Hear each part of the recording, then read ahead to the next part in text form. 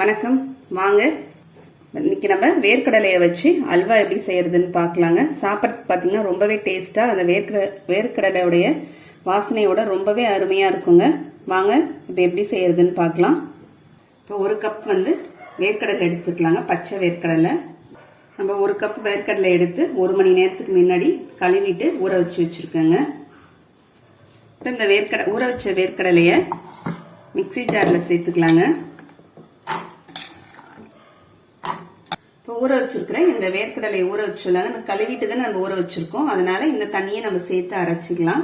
இந்த தண்ணியில நிறைய சத்து இருக்கும், அதனால கீழே கொட்டாம இதையே சேர்த்து அரைச்சிக்கலாங்க. இப்போ வேர்க்கடலையை நம்ம நல்லா அரைச்சி எடுத்துட்டு வந்துட்டோங்க. இப்போ ஒரு கப்பு வேர்க்கடலை எடுத்திருந்தோம். இப்போ நம்ம வெல்லம் எடுத்துக்கலாங்க. 2 கப்பு அளவுக்கு வெல்லம் எடுத்துக்கலாம். நான் அந்த வேர்க்கடலை தண்ணி அரைச்சிட்டு மீதி தண்ணி இருக்கு அதிலே சேர்த்துக்கிறேன். இதில் கொஞ்சமாக தண்ணி சேர்த்துக்கலாங்க. சேர்த்துட்டு வெல்லம் ஒரு கொதி வரட்டுங்க. வெல்லம் கரைஞ்சி ஒரு கொதி வந்துடுச்சுங்க. நம்ம ஸ்டவ் ஆஃப் பண்ணிக்கலாம். நம்ம அரைச்ச வேர்க்கடலையோடைய விழுதை சேர்த்துக்கலாம். ஒரு 1/2 ஸ்பூன் ஏலக்காய் தூள் சேர்த்துக்கலாங்க. 1 கப் அளவுக்கு கோதுமை மாவு சேர்த்துக்கலாங்க. அதே கப்பால் தான் எல்லா மெஷர்மெண்ட்டும் எடுக்கணும். 1 கப்பு கோதுமை மாவு சேர்த்துக்கலாம். ஒரு 2 சிட்டிகை அளவுக்கு உப்பு சேர்த்துக்கலாங்க. ஃபஸ்ட்டு சும்மா வெறுமனே கலந்துக்கலாங்க.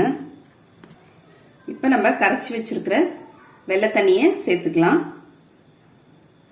டைரெக்டாக இதிலே வடிகட்டிக்கிறேன் நான். வெள்ளை தண்ணியை இதில் வடிகட்டிட்டு நம்ம நல்லா கலந்துக்கலாங்க எல்லாத்தையும். இப்போ நம்ம எல்லாத்தையும் கலந்து வச்சிட்டோம். இதை ஒரு 5 நிமிஷம் மூடி வச்சிடலாங்க.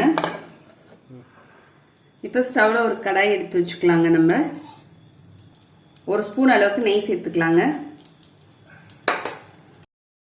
இப்போ நம்ம கலந்து வச்சிருக்க இந்த வேர்க்கடலை கோதுமை எல்லாம் சேர்த்து கலந்து வச்சிருக்கிறதுல இதை சேர்த்துக்கலாம். நம்ம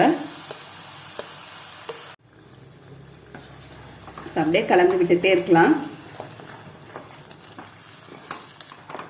நெய் நம்ம கொஞ்சம் கொஞ்சமாக சேர்த்துக்கலாங்க.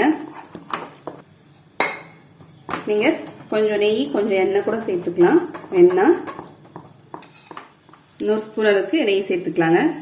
மொத்தம் நம்ம 3 ஸ்பூன் சேர்த்துருக்கோம். பேன்லேயும் நமக்கு நல்லா ஒட்டாமல் வருது பாருங்க. இப்போ நமக்கு நல்லா கலந்து விட்டாச்சுங்க. நம்ம விட்ட நெய்யும் லேசாக கசிஞ்சு நமக்கு வெளியில் வந்துருச்சு. இப்போ நம்ம ஸ்டவ் ஆஃப் பண்ணிடலாம். வேர்க்கடலை கோதுமை மாவு வச்சு ஒரு சூப்பரான அல்வா ரெடி ஆயிடுச்சுங்க.